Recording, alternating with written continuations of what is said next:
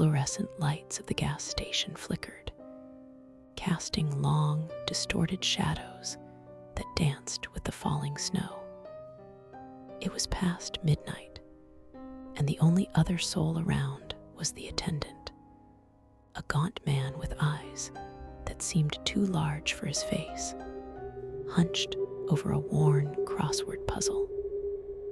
I'd pulled over for gas and a moment's reprieve from the monotonous drive, the kind of soul-crushing quiet that only exists on deserted highways in the dead of winter.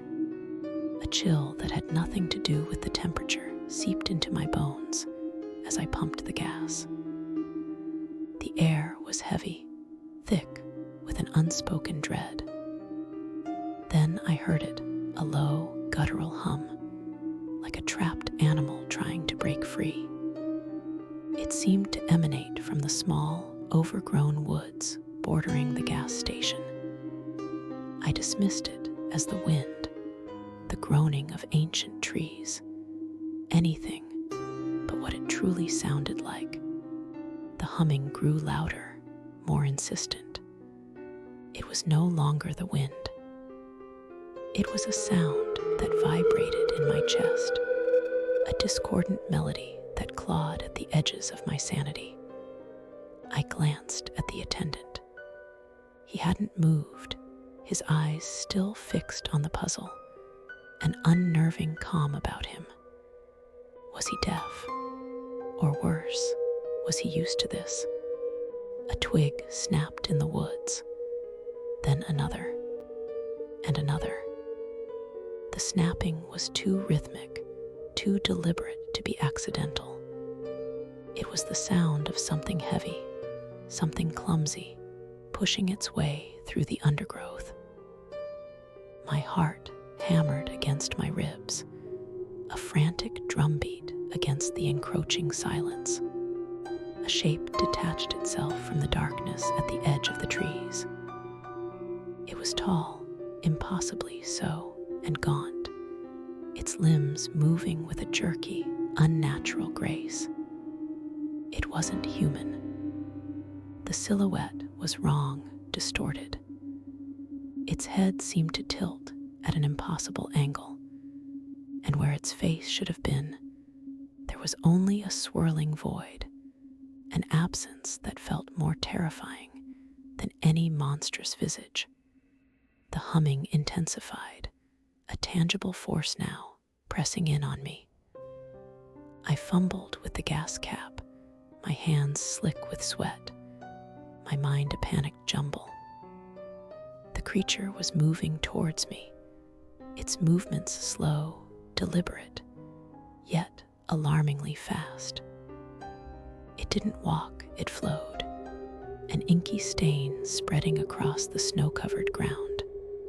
I could feel its gaze, or what I assumed was its gaze, boring into me. It wasn't a physical sensation, but a psychic weight, an invasive presence that probed the deepest corners of my mind, searching for weakness, for fear. A whisper, cold and ancient, slithered into my thoughts, not in words, but in a raw, primal terror. It spoke of hunger, of an endless, insatiable void. The attendant finally looked up, his large eyes meeting mine. There was no surprise, no fear, only a chilling resignation.